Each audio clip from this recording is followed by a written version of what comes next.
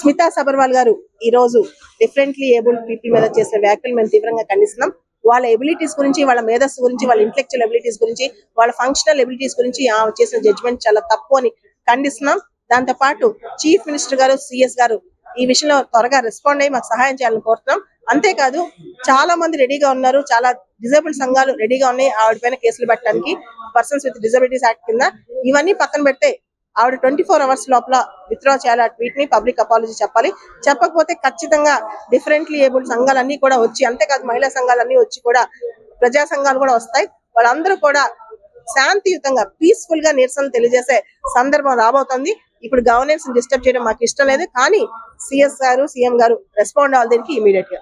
చేసిన ట్వీట్ ఏదైతే ఉందో మనం చూసుకుంటే దీని వెనకాల బ్యాక్గ్రౌండ్ అంటే రీసెంట్ గా జరుగుతున్న ఆ ఫ్రాడ్స్ గురించి, డిజేబుల్ కోటాని ఉపయోగించుకొని నాన్ డిజేబుల్ కమ్యూనిటీ వాళ్ళు చేస్తున్న ఫ్రాడ్స్ ఏవైతే ఉన్నాయో, అలాగే ఆమె చేసిన ట్వీట్ యొక్క ముఖ్య ఉద్దేశము అసలు అంటే మన రాజకీయ పార్టీలు నేషనల్ లో కానీ లోకల్ లో కానీ కంప్లీట్ గా ఈ కోటాలని తీసేయాలనే ఉద్దేశంతో ఆమె ద్వారా ట్వీట్ చేయించారా, దానికి మా వికలాంగుల కమ్యూనిటీని ఒక ఆయుధంగా వాడుకుంటున్నారా అనేది కూడా అంత లోతుగా ఆలోచించాల్సిన అవసరం వస్తుంది. అంత మీనింగ్, ఇంటర్నల్ మీనింగ్ ఉంది అందులో.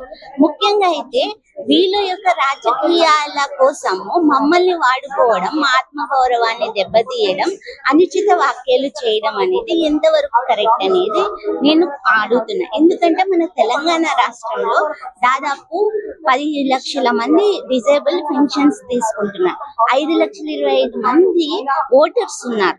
ఇందరి తరఫున నిజంగా మన తెలుగు రాష్ట్రాల నుంచి ఇప్పుడిప్పుడే సివిల్ సర్వీస్ లోకి చాలా మంది ఎంటర్ అవుతున్నారు. వాళ్ళలో దివ్యాంగులు కూడా చాలా మంది ఉన్నారు.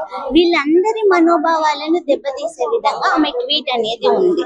సో ఇంకొకటి ఏంటంటే, ఆమె ఒకవేళ ఈ అవకతవకల గురించి మాట్లాడాలో, ఫిజికల్ ఫిట్నెస్ గురించి మాట్లాడాలి అనుకున్నప్పుడు ఆమె మరే విధంగా ఆమె ట్వీట్ చేయొచ్చు, లేదా ఈ సివిల్ సర్వీసెస్ ఏదైతే డిపార్ట్మెంట్ ఉందో వాళ్ళని ఉద్దేశించి కూడా ఆమె ట్వీట్ చేయొచ్చు. కానీ ఒక 3 స్టేట్మెంట్లు, ఫస్ట్ పైలట్ గా ఒక డిజేబుల్ తీసుకుంటారు, లేదా ఒక డిజేబుల్ సర్జన్ తో మీరు సర్జరీ చేయించుకోలే ధైర్యం ఉందా, అసలు ఈ డిజేబుల్ వాళ్ళకి ఇలాంటి ప్రీమియర్ సర్వీసెస్ లో కోటా ఎందుకు? ఈ 3 అనేది డైరెక్ట్ గా ఉన్నాయి, మమ్మల్ని హిట్ చేస్తున్నాయి. ఆమె ఇండైరెక్ట్ గా ఏం లేదు, డైరెక్ట్ గా. పైగా 24 గంటలైనా కూడా ఈ ట్వీట్ మీద ఇంతవరకు ఇతర ఐఏఎస్ అధికారులు కానీ ఒకరు రెస్పాండ్ అయ్యారు, ఒక పార్లమెంట్ మెంబర్ రెస్పాండ్ అయ్యారు. కానీ మన తెలుగు స్టేట్ నుంచి ఏ ఐఏఎస్ అధికారులు కానీ, ప్రభుత్వ అధికారులు కానీ ఎటువంటి చర్యలు తీసుకోలేదు. అంటే ఇది వివక్షతే డైరెక్ట్ గా. మాకు మేమే ఇప్పుడు బయటకు వచ్చి మేము వాయిస్ వినిపిస్తున్నాం తప్ప మమ్మల్ని ఇలా అనడం తప్పు అని చెప్పేసి ఆమెను ఎవరు కూడా ఆమె తప్పుని ఎత్తి చూపకపోవడం అనేది చాలా బాధాకరమైన విషయం. ఈ సందర్భంగా మేము మా కమ్యూనిటీ లీడర్స్ అందరి తరఫున మేము కోరుకునేది ఏంటంటే, ఒకటి, బహిరంగ క్షమాపణ చెప్పాలి. ఆమె వివరణాత్మకంగా కూడా చెప్పాలి ఎందుకు ఈ మాటలు అన్నారు. దీనికి సీఎం రేవంత్ రెడ్డి గారు కానీ, సిఎస్ గారు కానీ, మా డిజేబుల్ డిపార్ట్మెంట్ ఐఏఎస్ ఆఫీసర్ కూడా వెంటనే చర్యలు తీసుకోవాలి వారి మీద.